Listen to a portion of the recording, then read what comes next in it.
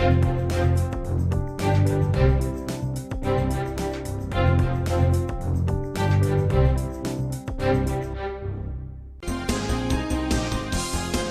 programa a seguir é livre para todos os públicos.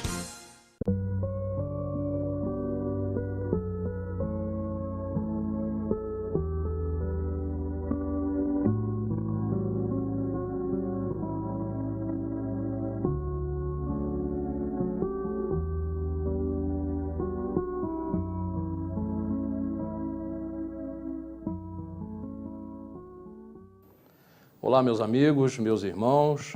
Está começando mais um Atualidade Espírita, um programa do 8º Conselho Espírita de Unificação. Sejam todos muito bem-vindos. Nós aí, como estamos aí nesses meses, durante esses últimos meses e o mês atual decorrente, nós estamos aí em várias campanhas de valorização da vida, Setembro Amarelo, Outubro Rosa. E como é de praxe aqui no programa, já é um sócio nosso, nós estamos aqui com o Dr. José Henrique. Então nós temos hoje um tema bastante interessante que vai nos trazer muito material para a nossa reflexão. Eutanásia e a valorização da vida. Dr. José Henrique, seja muito bem-vindo. Muito obrigado mais uma vez por estar aqui conosco. Sandro, eu que agradeço, mais uma vez a oportunidade de aqui estar para falarmos sobre a doutrina, os seus aspectos, seus entendimentos de temas tão importantes como este. Quando vamos falar aqui sobre a eutanásia, se ela é válida, se ela não é válida, se nós temos o direito à vida dos outros e até dos animais, porque é muito corriqueiro, né? A famosa frase, sofreu menos, vamos interromper a existência para a criatura não sofrer. Como é que a doutrina vê isso verdadeiramente? Como temos que valorizar a importância da vida, mesmo sob a égide do sofrimento, da dor, que nós podemos até amenizar mediante condutas médicas. Então, muito importante o entendimento disso tudo. Bom, então vamos lá. Qual a definição de eutanásia? Bom, a eutanásia é o ato em que se subtrai a vida sob a alegação de que estamos evitando o sofrimento do paciente ou dos familiares. Se nós formos na etimologia, eu quer dizer boa, thanatos quer dizer morte. Então seria uma morte suave, sem sofrimento, né? Sem angústias. Enfim, seria uma técnica utilizada, que nós vamos discutir um pouco mais à frente, ou pelo médico ou com a concessão do paciente ou da família, para a abreviação do sofrimento. Perfeito? Então, a definição de eutanásia é esta, boa morte. E a morte, na mitologia grega, traz alguma aplicação para nós? Pois é, vamos recorrer à mitologia, porque a mitologia é muito importante, mesmo sendo uma ficção, mas a aplicabilidade da mitologia em nossas vidas. A mitologia se destina a isto, se presta a isto. Então, vamos falar da mitologia grega que fala da morte. A morte é Thanatos. Thanatos significa morte e é filha da noite. E ela foi concebida, a morte, sem a ajuda dos deuses. E ela é irmã do sono, chamado Hipnos. E a morte, então, era considerada na antiga Grécia como algo atormentador, detestável até pelos imortais. Por quê? Verdadeiramente a morte significava e significa a destruição. Então nós trazemos ainda em nossos arquétipos este modelo de morte como destruição. Por isso que ela é detestável, né? Muitos sofrem, muitos têm medo do morrer, inclusive.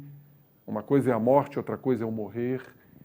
Se tudo vai se consumir, vai se destruir verdadeiramente, se viraremos pó depois de tantas conquistas, né, de uma existência de labutas, de trabalhos, então ainda gera em muitas criaturas um determinado pavor.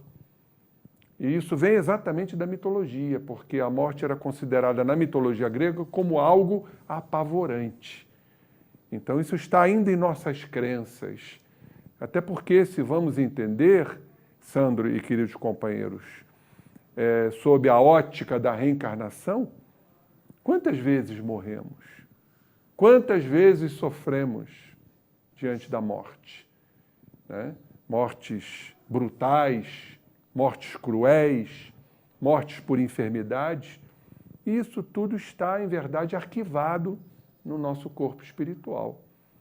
Então, quando falamos de morte, há uma associação de ideias, vem aquele terror, aquele medo, porque já passamos por isso. Perfeito. Você já ouviu falar da síndrome do jaleco branco? Não. Quando o paciente vai ao médico e entra num estado de ansiedade, de estresse, a pressão sobe. Sim, chega lá passando mal, né? Já chega passando mal. Por quê? Porque medicina você associa à saúde ou à doença. E quando você associa a doença, você associa a morte. Então dá aquele pavor. Isso é um arquétipo. Isso eclode no ser humano, inclusive na organização física, fazendo aumentar a pressão, a síntese de determinados hormônios, como adrenalina, o coração bate rápido. Por isso, exatamente.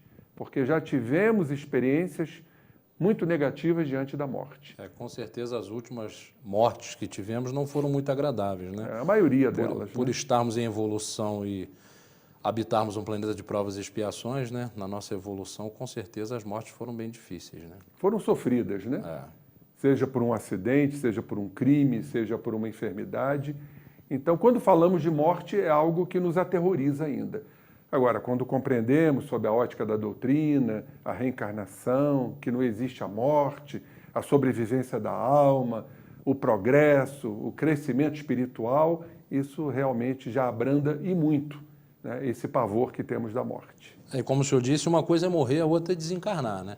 São coisas distintas, né? Mas aí qualquer dia a gente vai tocar no assunto, né? Qual a classificação da eutanásia segundo a ação do médico, doutor? Pois é, será que o médico tem esse direito, o direito de matar, quando em verdade fomos formados em nossas universidades para salvar? E eu falo isso porque isso é muito importante. Tem países que o médico tem esse direito, porque o país ou os países dão direito à eutanásia. Então, como é que ficaria a presença do médico para salvar ou para matar? Então, segundo a ação do médico, ela pode ser uma eutanásia ativa. O que é uma eutanásia ativa? É quando o médico utiliza-se de determinadas substâncias ou produtos, introduzindo num soro para abreviar a vida do paciente. Então, nós chamamos isso de eutanásia ativa sob a ação do médico.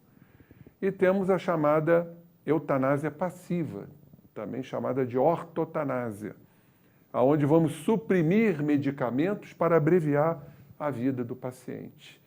Muitos chamam de a morte correta, que de correta não tem nada. Nós não podemos abreviar a vida porque não temos direito à vida de ninguém, de quem quer que seja.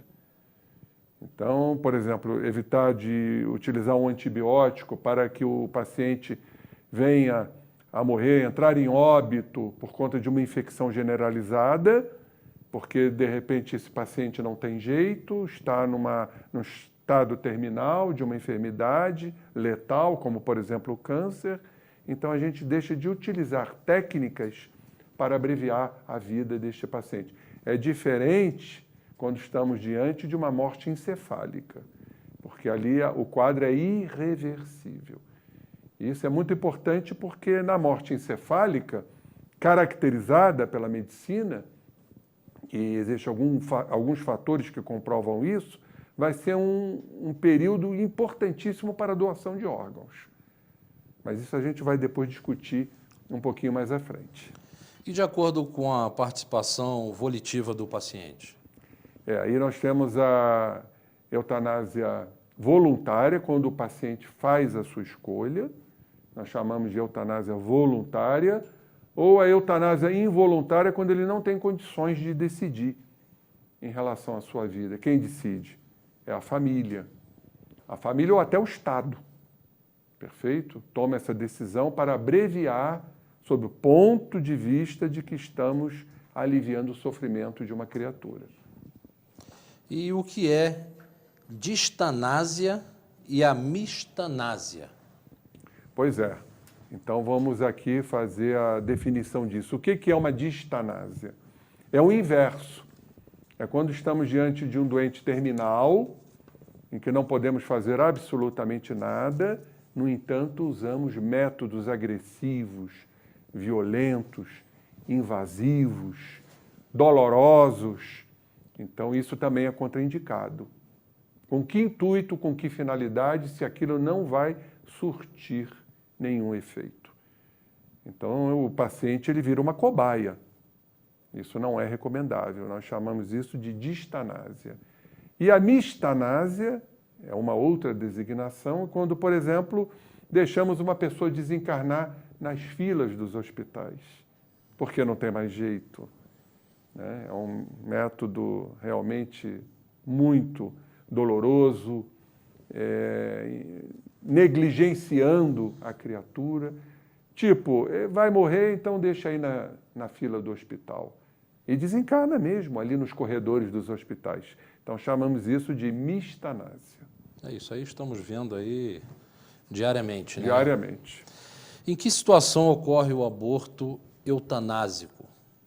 Pois é, o aborto eutanásico é quando se pratica, né, o aborto, suprime-se aquela vida porque a medicina considera que não tem mais sucesso, né, de existir. Por exemplo, a anencefalia. Quando detectamos através da ultrassonografia um feto sem o cérebro, que em verdade não existe o cérebro totalmente ausente, é uma parte do cérebro, chamamos isso de anencefalia, então promovemos o aborto. Ou seja, vamos matar aquele feto intraútero, através da prática, né, a prática infeliz do aborto, né? Infame do aborto. Então chamamos isso de aborto eutanásico, né? Então, mais uma vez, estamos cometendo um crime, em verdade. Estamos nos apoderando de uma existência que não nos pertence. E a eutanásia neonatal? Eutanásia neonatal quando estamos já diante de um feto deformado, sem sucesso para existir, com alguns problemas. Então, nós suprimimos determinados medicamentos para não prolongar esta vida. Também é uma prática eutanásica. Chama-se eutanásia neonatal. E na terceira idade, ainda existem casos de eutanásia? O senhor tem conhecimento? Tenho sim, principalmente em determinados países que aceitam e concordam com esta prática. A criatura chega a uma determinada idade, faz a sua escolha, eles chamam dignidade do morrer. E aí a gente se contrapõe a isso e pergunta, e a dignidade de viver? É quando a criatura chega a uma determinada idade, já improdutivo, um estorvo dentro de casa, faz essa opção e o médico então pratica a eutanásia, chamada eutanásia da terceira idade. E quando a gente se recorda de tantos líderes, de tantos cientistas, de tantos religiosos que viveram muito mais do que isso, quarta idade, por exemplo, temos alguns exemplos como Einstein, Fleming, dentro da doutrina espírita, Chico Xavier, né, que desencarnou já nonagenário, Divaldo Pereira Franco fazendo palestras com 91, 92 anos, o meu amigo o professor Jorge Andréia, grande expoente da doutrina, que desencarnou com 100 anos e lúcido. Então, realmente, como é importante a pessoa atingir uma determinada idade, principalmente com lucidez. O senhor acha que teria aí um pouco de falta de fé, chegar a uma certa idade e praticar a eutanásia, né, optar por esse tipo de morte, que seria um suicídio, né? Sim, sim, seria um suicídio assistido, Sim. né? Que a gente vê, não é infrequente, não. É realmente falta de fé, desistência da vida. Sabemos que a idade, né, provecta ou senectude gera uma série de desconfortos psicológicos, físicos, a pessoa se cansa de viver. É exatamente como você pontuou, é a falta de fé. Eu sei que na Suíça existem clínicas especializadas também. Sim, não só na Suíça, temos na Bélgica, temos na Alemanha, temos em Israel, né? Temos na Holanda. A Holanda também é partidária da prática eutanásica. Lamentavelmente, ainda o mundo tem que passar por uma série de mudanças que vão acontecer já na vinda do planeta de regeneração. Bom, São Luís, numa comunicação em Paris, 1860, nos fala que Deus pode conduzir o homem até o fosso e fazê-lo voltar para que o mesmo alimente ideias diversas.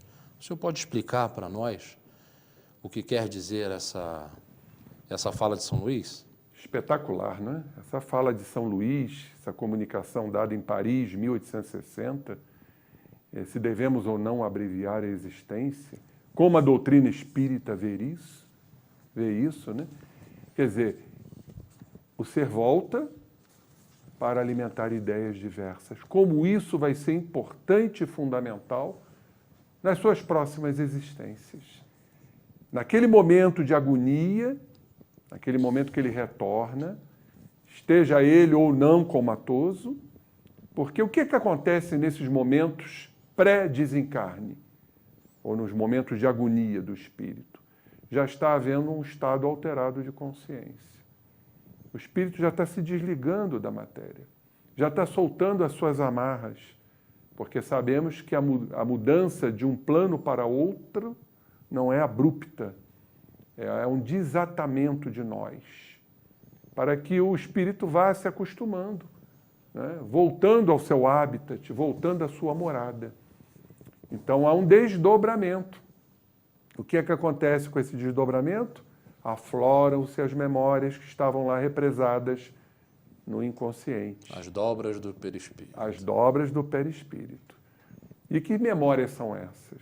São as culpas, aquilo que deixamos de fazer, aquilo que fizemos e erramos, aquilo que, infelizmente, nós fracassamos diante das nossas propostas. Aquilo tudo vem à tona. Chamamos isso de recapitulação. Então, quando aquilo se recapitula, é como se a gente costuma dizer, cai a ficha para o espírito. E aí, então, o espírito entra num processo de arrependimento. Vem o primeiro lampejo, o primeiro vislumbre, né, de arrependimento. Então, ele volta ao corpo, perfeito? Naquele momento, naquele êxtase final, já reconhecendo suas faltas. Então, isso já é um grande avanço para o espírito. Por isso que São Luís fala que Deus, às vezes, traz do fosso, da borda do fosso, uma criatura para que ela desperte, se arrependa, para ter ideias diversas das que tinha. Muitas vezes até pedindo perdão. E São Luís ainda, ele cita isso, né, que ele diz que nos momentos de convulsões, de agonia, pode ter o espírito um relâmpago de arrependimento, né? Perfeitamente. E quando falamos de arrependimento, Sandro e queridos amigos, é uma fala de Jesus, né? Jesus nos diz, em todo o seu evangelho, ele nos cita sobre o arrependimento, que ele não veio para os sãos, e sim para os enfermos, para aqueles, né, principalmente que se arrependem. Então, o arrependimento é sair daquele padrão de culpa, é assumir responsabilidades diante da vida, para o seu crescimento, para o seu aprimoramento, para a restauração da verdade. Então, esse momento é um momento capital para o espírito e que não podemos suprimir, abreviar esse momento, que é um momento destinado a esse espírito para que ele tenha o despertar da consciência. Então, ele vai criar dentro de si, no seu psiquismo, e até depois da desencarnação, no mundo espiritual, e se preparar para uma nova encarnação, para a reparação dos erros que ele não pôde fazê-los, as reparações, fazê-las, né, naquela existência em que ele está abandonando, para, sim, para uma nova existência. E São Luís termina nos informando que para diminuir, minorar os sofrimentos e evitar de abreviar a vida, né? Pois isso pode evitar lágrimas futuras, né? O senhor podia tornar isso aí mais claro para nós? Quando São Luís nos fala minorai os sofrimentos, é um aviso, inclusive, para a classe médica. Ou seja, vamos minorar os sofrimentos. Como? Utilizando técnicas, medicamentos que vão minorar os sofrimentos, e não a prática da eutanásia. E que, então, para o espírito, para esse momento, a partir do momento que vamos levar até o termo final, isso vamos evitar lágrimas no futuro, porque é o momento em que ele pode se arrepender. É o momento que ele pode reconhecer todas as suas faltas, todos os seus delitos cometidos, e vem, então, o bendito arrependimento para futuras reparações. Porque nós entendemos, espíritas, a continuidade da vida, o retorno à existência carnal para darmos prosseguimento ao aprimoramento espiritual, que é impossível que isto ocorra numa existência só. E esse arrependimento aí, ele suaviza a expiação, os travos da expiação, facilitando a reparação? Pois é, o arrependimento, não vamos fugir, a partir do momento que nos arrependemos, dos processos expiatórios. Vamos ter que resgatar, é a chamada lei de causa e efeito. Então, a expiação é inevitável. Agora, a partir do momento que nos arrependemos, e ao despertar da consciência, os amigos espirituais nos falam que isso alivia os travos da expiação. Então, a expiação será mais suave, será mais branda, será mais acessível, será mais absorvida. Concomitantemente, vamos ter mais fé, vamos ter mais forças, resignação, paciência diante do que nos ocorrerá. Vai haver um natural fortalecimento moral do espírito, que isso é o mais importante. E após isso, a reparação. Vamos ter que reparar os nossos erros. Amar aqueles que prejudicamos. Normalmente dando lar, não é? Os espíritos se reúnem, os desafetos se reúnem dentro do lar, para que possamos nos resolver pela prática do amor, da convivência, da suportabilidade. Então isso tudo é maravilhoso, né? Quando Deus criou a família, criou a sociedade, é para que nos aproximemos. E possamos nos respeitar, nos perdoar. Então é o espírito no seu prosseguimento. Família é a escola das almas, escola de almas, né? Sem dúvida. E é o cadinho também, né? Onde tudo ferve. Com certeza. Há uma efervescência muito grande dentro do lar. Mas ali é que vamos implantar a educação, que é a palavra-chave da salvação da humanidade. A humanidade só será nobre, só será realmente moralmente evoluída se houver a educação. A educação no sentido moral, né? Bom, temos ainda bastante tempo para seguir aqui nessa conversa. Vamos fazer aqui um pequeno intervalo e já voltamos com o Dr. José Henrique.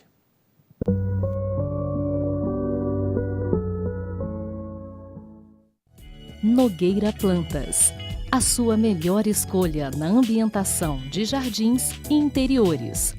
O que você procura para dar aquele toque especial nos mais diversos ambientes ou simplesmente presentear quem ama. Ligue ou venha nos visitar.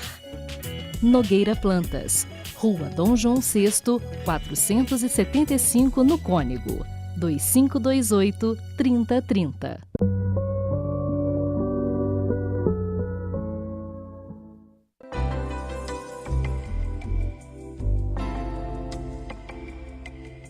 A casa do Pai é o universo.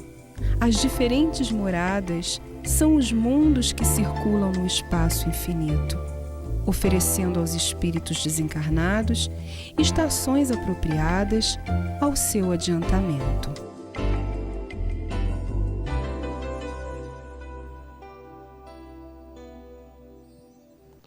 Bom, meus amigos, meus irmãos, estamos de volta com o Dr. José Henrique, falando sobre a eutanásia e a valorização da vida. Bom, a ninguém darei por comprazer nem remédio mortal, nem um conselho que induza a perda. Quem disse isso? Isso é um recado para todos nós médicos. Quem falou isso? O pai da medicina, nosso querido Hipócrates, lá na antiga Grécia.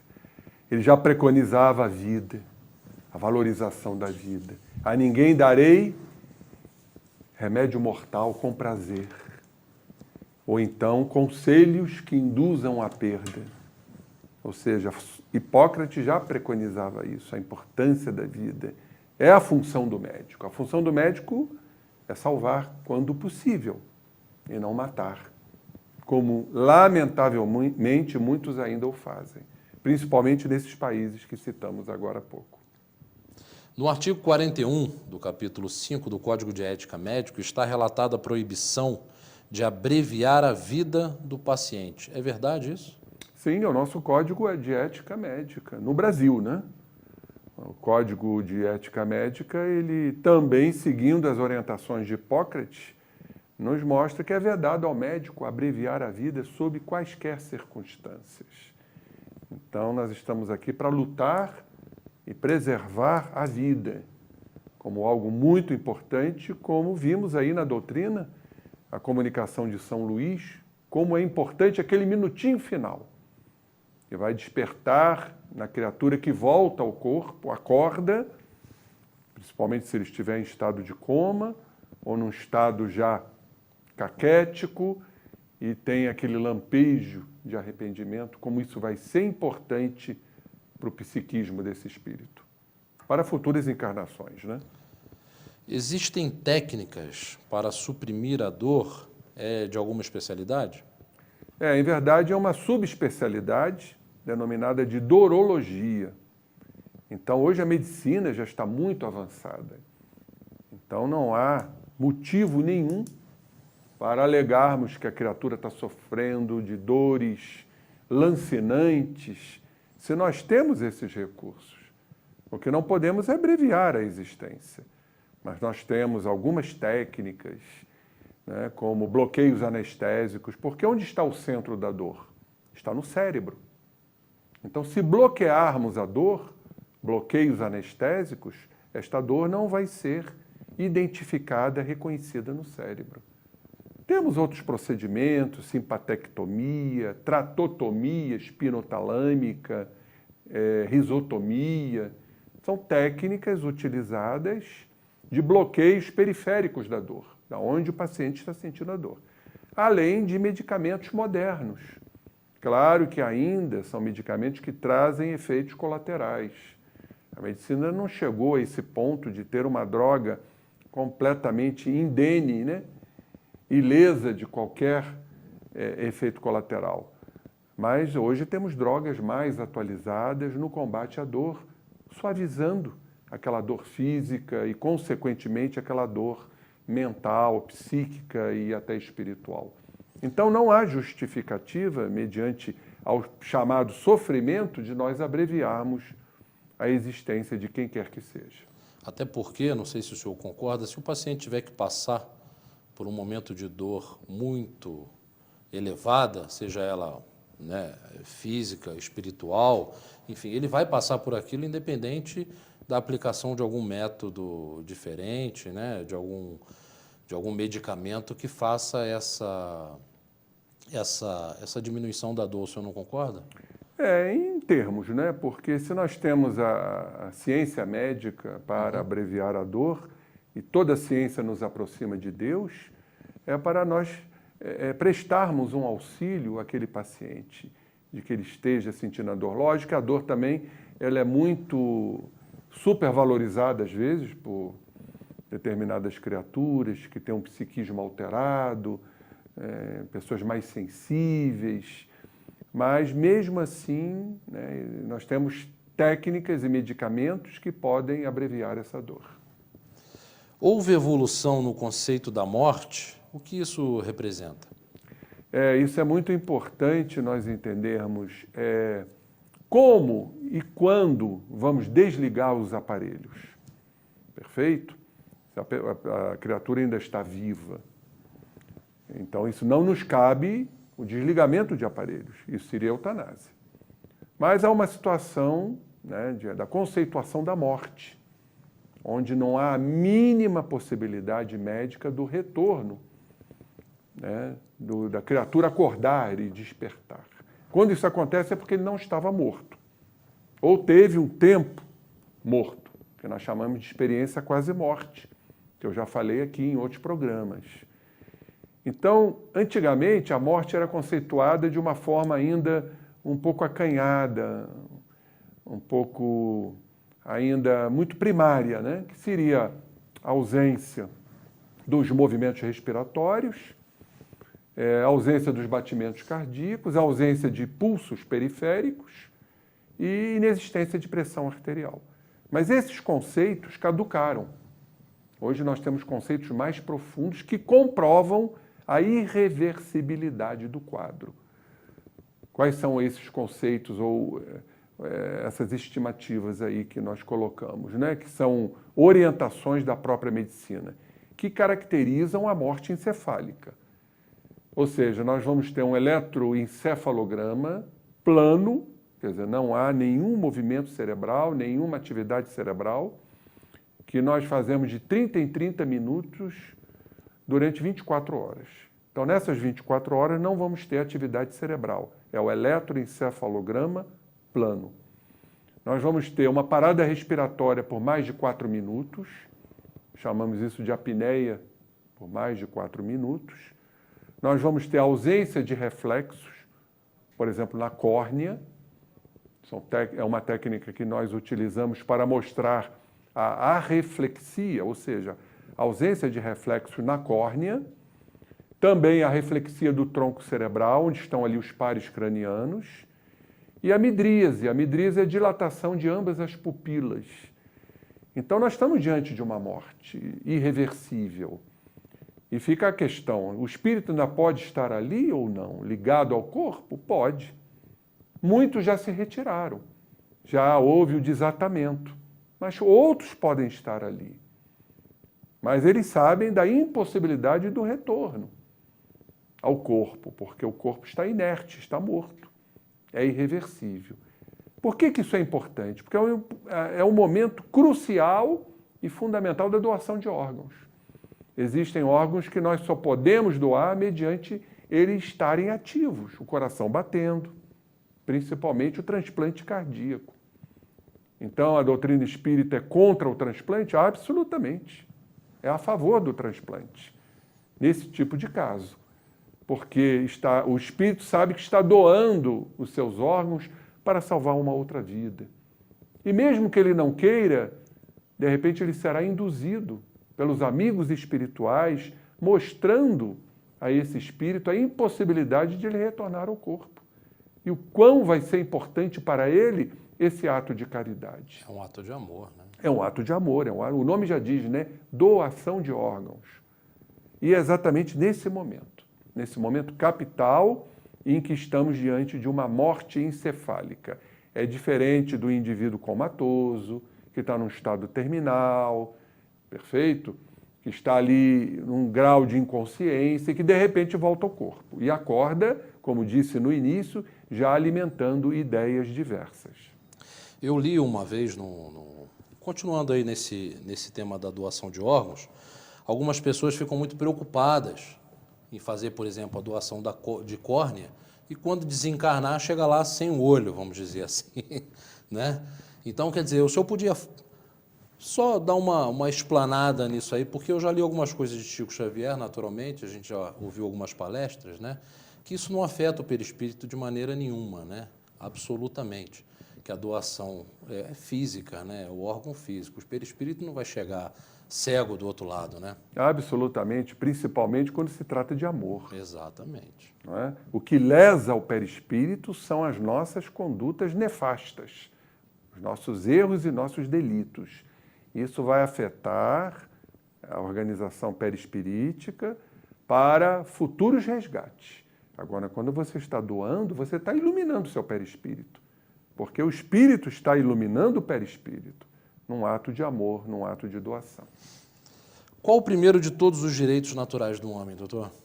Qual o primeiro né? Direito natural de todos os homens, questão 880 de O Livro dos Espíritos, o de viver. Então, como está lá a resposta dada pelos amigos, pelos altiplanos espirituais, os espíritos alcandorados, como a gente chama, de luz, ninguém tem o direito de atentar contra a vida de quem quer que seja. Eu queria abrir um parênteses aí em relação até aos animais, porque eu já vi alguns posicionamentos de espíritas concordarem com o sacrifício dos animais. Nós não temos esse direito de sacrificar os animais, que são nossos irmãos menores. Ali tem uma existência, ali tem um princípio espiritual que nós temos que respeitar.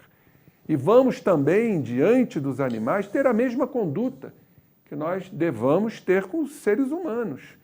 Acolhê-los, amá-los, utilizar de medicamentos para abreviar a dor dos bichinhos que estão sofrendo, porque eles estão também num processo de aprendizado.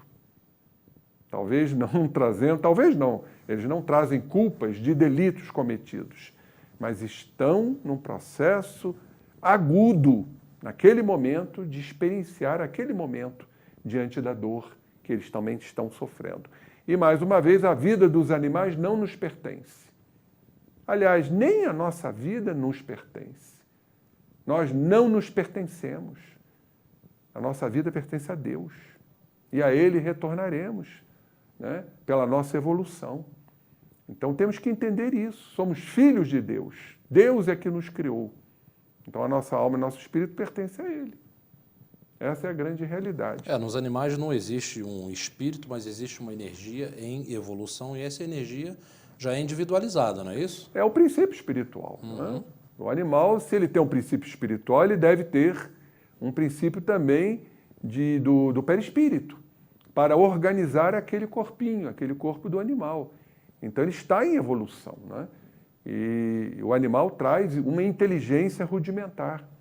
O animal traz sentimentos, porque no cérebro do animal nós vamos ter a esfera límbica, a zona límbica, que é a zona das emoções. Por isso que o animal chora, por isso que o animal fica triste, por isso que o animal entra em depressão. Ele apenas não racionaliza.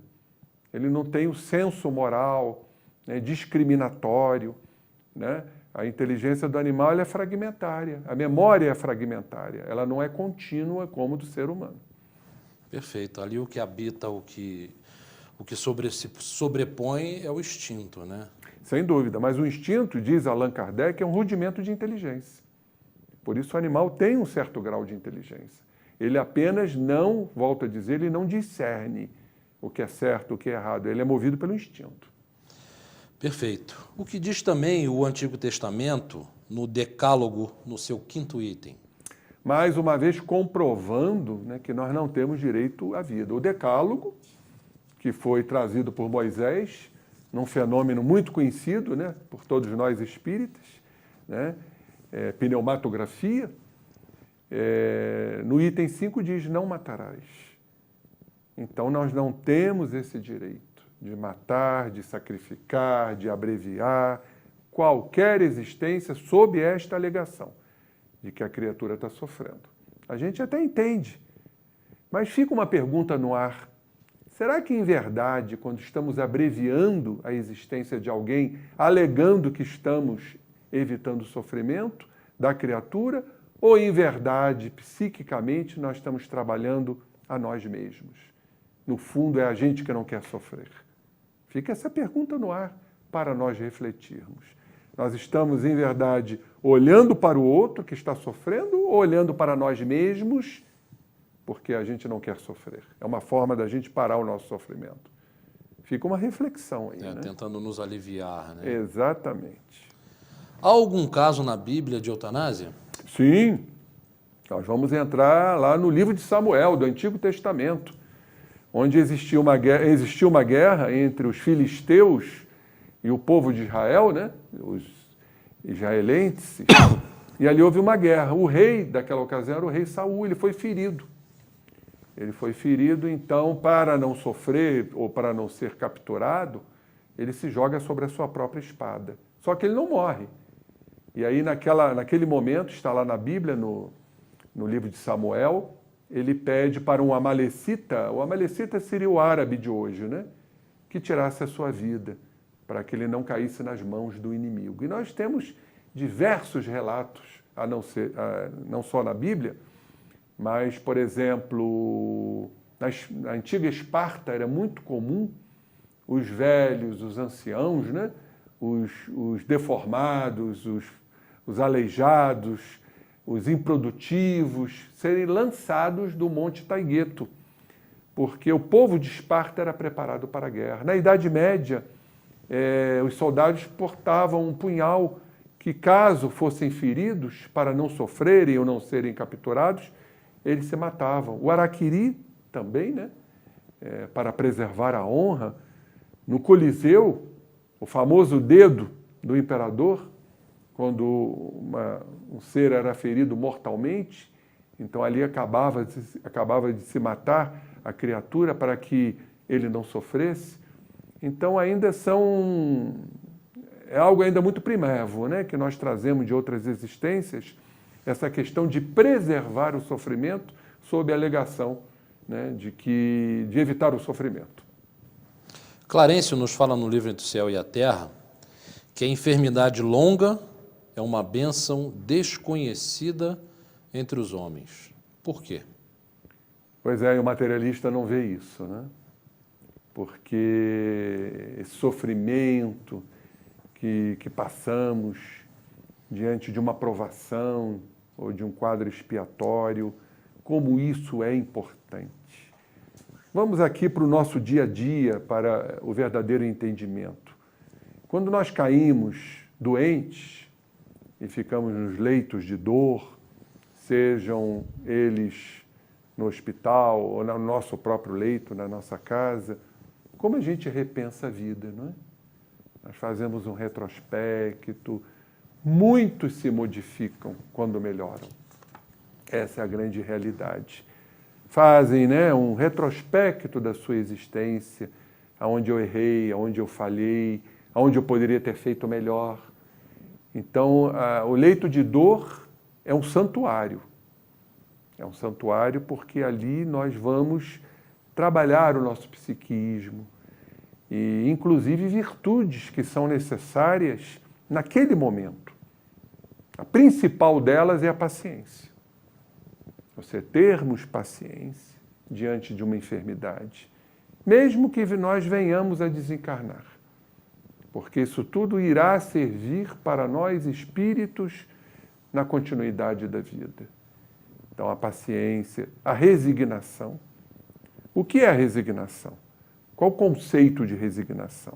O conceito é algo que naquele momento nós não podemos modificar.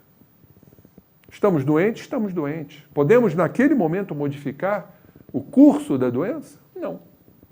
Então temos que nos resignar. Temos que aceitar.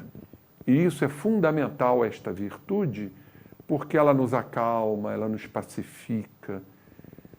Certos hormônios não serão sintetizados, como os hormônios da ansiedade, do estresse, que são extremamente nocivos e muitas vezes vão agravar o estado de enfermidade do paciente.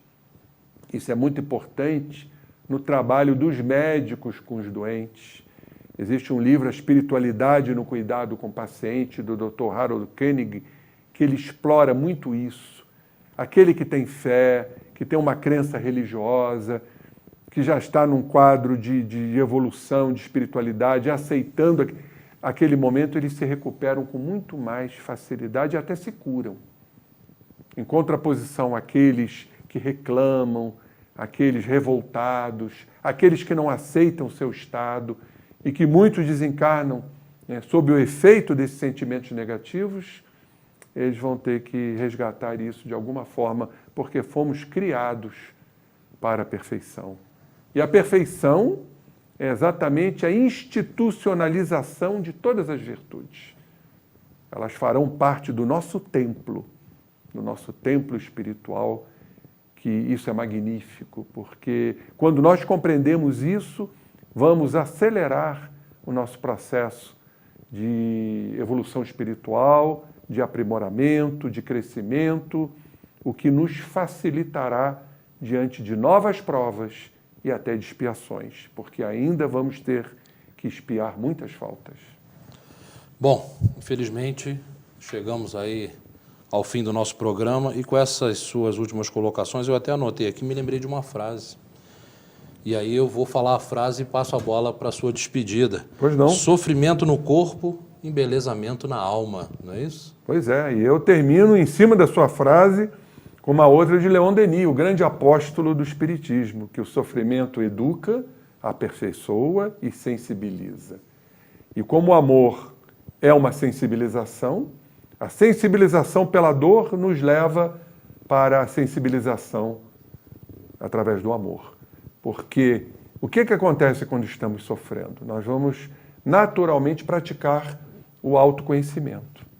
E o autoconhecimento é o autoamor. Então, amor e sofrimento estão muito próximos. É o sofrimento de um para a magnitude de outro. Porque sentimento que realmente envolve a vida, porque, como diz João, Deus é amor, essa prática extraordinária do amor, amar a Deus sobre todas as coisas, ao próximo como a ti mesmo. É assim que eu encerro a nossa entrevista de hoje, né, Sandro? Muito obrigado, doutor. Obrigado a todos e até a próxima. Obrigado a você, meu amigo, meu irmão. Está aí, bastante informação para a sua reflexão da semana. Muita paz a todos e até o próximo programa.